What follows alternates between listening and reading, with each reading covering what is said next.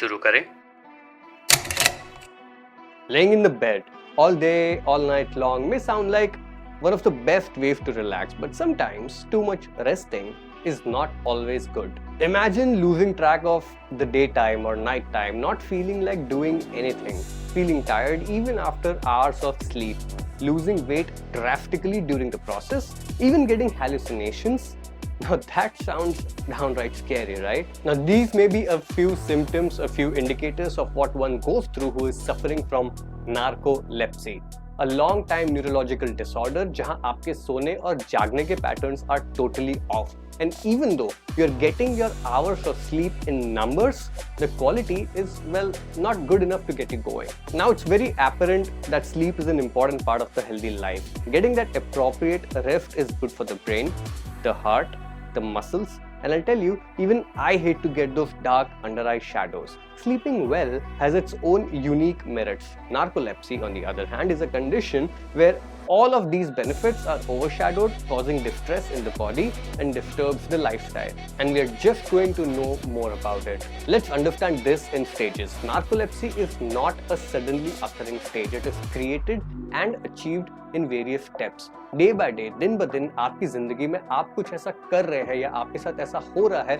which is leading up to this point. And हर बीमारी, हर problem की तरह an early identification and resolution is always effective. But how does this narcolepsy really feel like? Excessive sleep. Let's say रात भर सोने के बाद भी you feel like sleeping all through the day. Excessive tiredness and sleeping or feeling drowsy at inappropriate times. Let's say meeting में या school में, even while walking or imagine while driving a car or riding a bike, अगर drowsiness आपको feel हो रहा हो तो क्या होगा? Narcolepsy is critical when it starts to disrupt your regular lifestyle. पर इसको किसी temporary need of rest से confuse मत कीजिएगा when you have been working too hard or skipping your nap times. Just to make it clear, let's understand what is not narcolepsy. Sleeping more because of physical, mental or emotional tiredness. Feeling tired because of lack of resting time. Losing weight because of change in diet habits and eating patterns.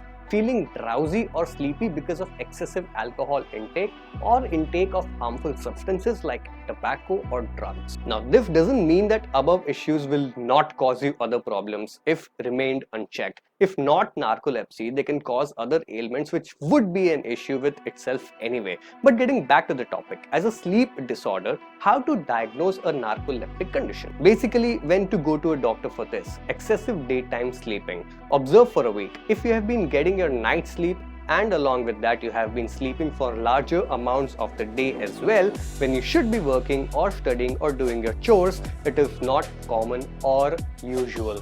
Losing muscle, losing strength is another indicator, clinically termed as cataplexy. This is an extensive symptom that causes sudden loss of muscle mass and weakness. If you are experiencing muscle spasm a lot to an extent where it is almost impossible to control voluntary muscle movement, consult a doctor.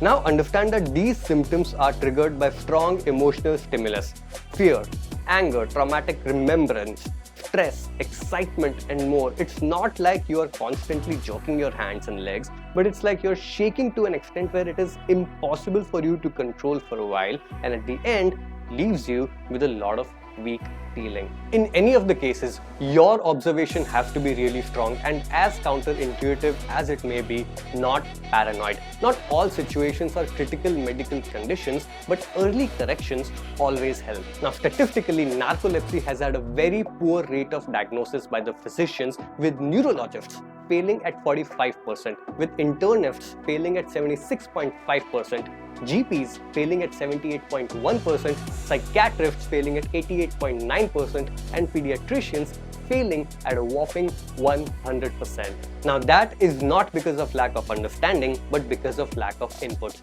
As individuals, going through certain amount or number of experiences, we must be able to narrate and explain those experiences to the experts in a correct manner so as to allow them to follow through with the right treatment, and for that, we must know what ailments we could be suffering from. Now, that was about narcolepsy and how you can do a primary self-check just to understand what you could be going through. The general onset of the problem could start as early as in a 10-year-old child, maybe because of a habit, or it could be genetically influenced, which later in life could be triggered and fueled by lifestyle choices and experiences. Moreover, there are some home remedies that you can try to keep the habit or condition in check, although it is always recommended that you go and speak to an expert.